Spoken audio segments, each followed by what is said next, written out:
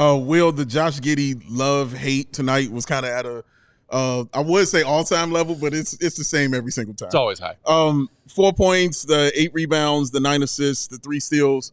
Were you surprised that he didn't get a chance to be in at the end of the game and Billy kind of went with Lonzo, who wasn't playing, super great, but is known just to be a better defender? Yeah, I'm not surprised by that. I think, Billy has made it pretty clear at this point that when he's looking to lock in and try to compete at the end of a game, that he's just not going to be out there unless he's playing super well. And I thought he played okay. He had a couple of steals.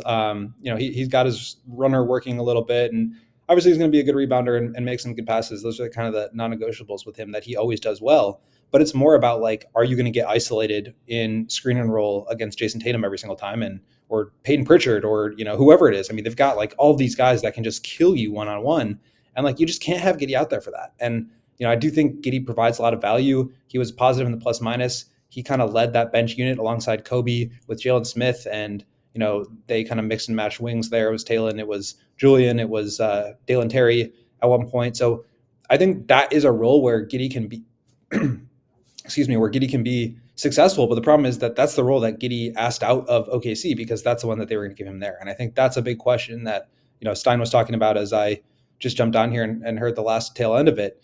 That's something that they're going to be evaluating all year long. Can you get to a point where he's playing at the end of those games, where he's competing with these guys at the end of games and not having to be the one that's, sitting on the bench? And I think that's what he wants. And I think ideally that's what the Bulls want, right? Because they just, spent a lot, valuable asset to go get him. But I don't think that they're at a point right now where they're going to be sacrificing the potential to win a game so that they can play Giddey at the end. And we've seen that time and time again now. So I wasn't surprised that he was benched. I was a little surprised that Lonzo was out there because he played 21 minutes today. And this morning when we talked to him, Billy Donovan said that his minutes restriction was going to be 15 to 16.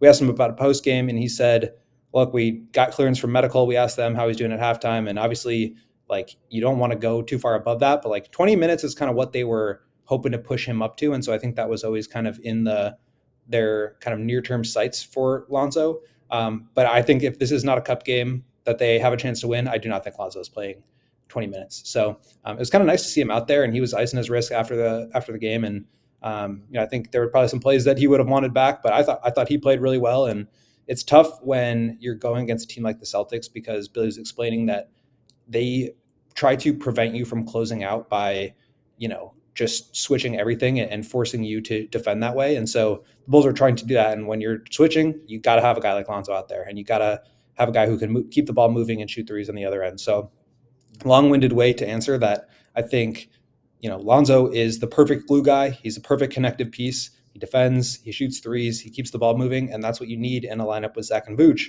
And it's kind of the opposite of what Giddey gives you. And that's why I always felt like that comparison was kind of strange to me, because they're very different players other than the hit ahead passing. We all silly like the mayor.